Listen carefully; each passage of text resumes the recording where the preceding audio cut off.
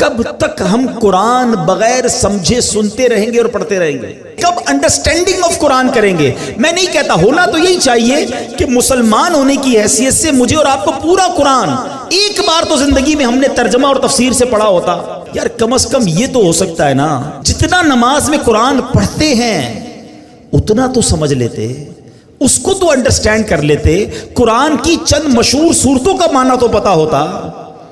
مگر خشوع و خضوع کا تو عالم یہ ہے کہ نماز میں دھیان ہی کہیں اور ہوتا۔ لوگ کہتے بھی ہمارا دھیان کہیں اور ہوتا۔ وہ مشہور چٹکلا ہے نا کہ ایک صاحب آئے، عشاء کی جماعت چلی گئی، رونے لگ گئے، تو نمازیوں نے کہا یار نہیں رو بھائی، اتنی نماز سے محبت، اتنی جماعت سے محبت کہ جماعت چلی گئی آپ رو رہے۔ کہتے یار بات یہ نہیں ہے، مسئلہ یہ کہ روز دکان بند کر کے عشاء کی جماعت میں آتا تھا، امام صاحب 4 رکعت پڑھاتے تھے، میں پورا حساب ملا لیتا تھا۔ اب جماعت تو چلی گئی، اب حساب کب ملاؤں گا اور نماز کب پڑھوں گا؟ ایکچولی نماز کیا ہے؟ اللہ کی بارگاہ میں حاضری ہے۔ آپ کسی بہت بڑی شخصیت کے پاس، بڑے سیٹھ کے پاس، جس کے پاس آپ کی فائل رکی ہوئی ہو، اس افسر کے پاس جائیں تو دھیان کدھر ہوتا ہے؟ بالکل اس کی طرف فوکس، ہاتھ بندھے ہوئے، سر میرا چھوٹا سا کام، پلیز سائن کر، اتنی اس سے لجاجت، اس کی طرف فوکس۔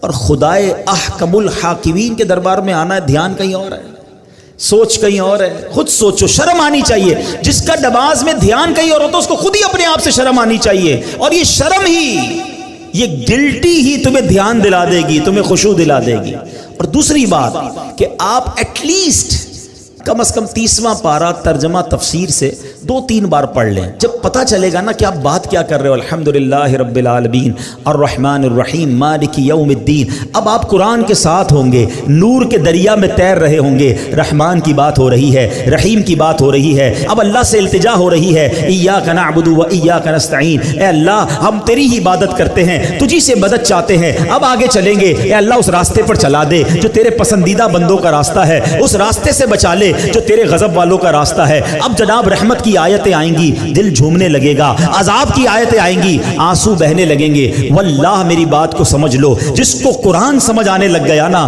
کبھی کبھی جب اچھا قاری تلاوت کرتا ہے، امام صاحب تلاوت کرتے ہیں نا، جن کو قرآن سمجھ آ رہا ہوتا ہے نا، وہ کہتے ہیں امام صاحب رکوع میں نہ جائیں، اور تلاوت کریں، اللہ کی اور باتیں سنائیں، ہمیں اور قرآن کی باتیں سنائیں، کیونکہ قرآن کے ساتھ وہ اٹیچ ہو جاتے ہیں۔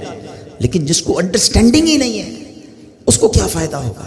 پلیز قرآن سے ایسی دوستی کرو۔ اور میں آپ کو کوئی بہت بڑا کام نہیں بتا رہا، کم از کم 30واں پارہ ترجمہ تفسیر، اب تو صراط الجنان آ گئی ہے، حاصل کر لے، پڑھ لیں، آپ کی زندگی بدل جائے گی۔ واللہ جس کو نماز سمجھ آنے لگ جائے گی اس کو نماز کا مزہ ہی اور آتا ہے۔ سبحان ربی العظیم جب وہ کہتا ہے اور وہ سمجھتا ہے کہ میں عظیم رب کی تعریف کر رہا ہوں، تو بعض اوقات تو آنکھوں سے آنسو نکلتے ہیں۔ سجدے میں جا کر سر جھکا کر سبحان ربی العالی جب دل کی گہرائیوں سے بندہ ادا کرتا ہے تو اللہ کو گویا یہ کہہ رہا ہوتا ہے، اے اللہ سر بھی تیرے دربار میں جھکا دیا، اب میں نے سب کچھ تیرے دربار میں جھکا دیا ہے، اپنا سراپا تیرے بارگاہ میں جھکا دیا ہے، اے اعلیٰ رب، اے مالک، اے خالق، اے سب سے بڑے مولا، اب مجھ پر نگاہ رحمت فرما دے۔ پھر بندہ اس کیفیت سے نماز پڑھتا ہے۔ تو اگر نماز کا لطف لینا چاہتے ہو تو نماز کو سیکھیں، نماز کو انڈرسٹینڈ کریں۔